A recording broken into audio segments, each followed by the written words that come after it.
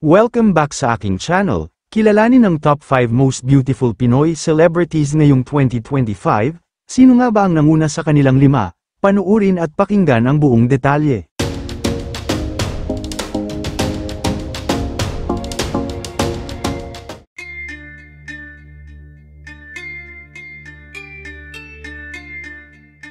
Tila hindi pa nga alam ng lahat kung sino nga ba talaga ang pinakamaganda at numero sa kagandahan ngayon. Bagamat napakaraming artista ang naggagandahan ngayon, ay hindi naman mapagkakaila na may mas mga nagniningning pa rin sa kagandahan.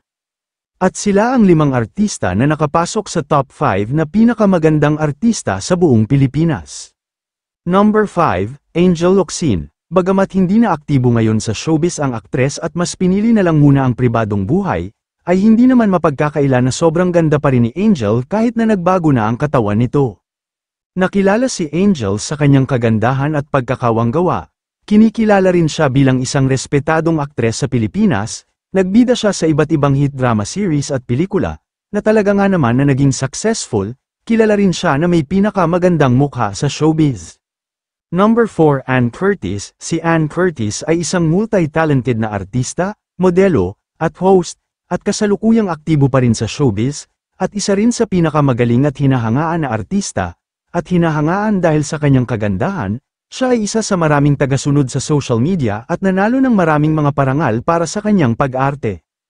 Number 3, Marian Rivera. Madalas siyang inilalarawan bilang may banal na kagandahan, at tinaguri ang primetime queen of all time, at kilala sa kanyang versatility bilang isang artista. Si Marian ay isa sa mga pinaka-successful na artista sa Pilipinas.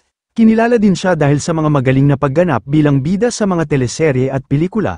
Matatandaan na una siyang sumikat sa Marimar. Number 2, Catherine Bernardo. Isa rin sa pinakasikat ngayon na artista at may pinakamalaking kinita sa pelikula ng kasaysayan. Nakilala siya dahil sa husay sa pag-arte, pero mas hinahangaan siya dahil sa kanyang napakagandang itsura at nakabibighani na mga mata. Kilala rin siya na may malakas na presensya sa parehong pelikula at telebisyon, kaya naman hindi na nakakapagtaka kung bakit pangalawa siya sa pinakamagandang artista ngayon sa Pilipinas. At ang nanguna sa ating listahan ay si Liza Soberano. Kung ganda lang ang pag-uusapan ay hindi pa pahuli si Liza dahil sa napaka-perpekto niyang mukha. Nakilala siya sa kanyang klasikong kagandahan at mapang-akit na mga pagganap. Si Liza Soberano ay patuloy na nirarango sa pinakamagagandang Pilipina ngayon. Siya ay nakilala sa maraming matagumpay na mga pelikula at palabas sa telebisyon kasama ang ex-boyfriend na si Enrique Hill. Kayo mga ka-showbiz, anong masasabi niyo sa ating showbiz topic ngayon? Kung may opinion kayo ay magkomento lang kayo sa aking comment section. At syempre kung bago pa lang kayo sa aking channel ay mag-subscribe na kayo para lagi kayong updated sa mga showbiz trends na ina-upload ko. Maraming salamat po.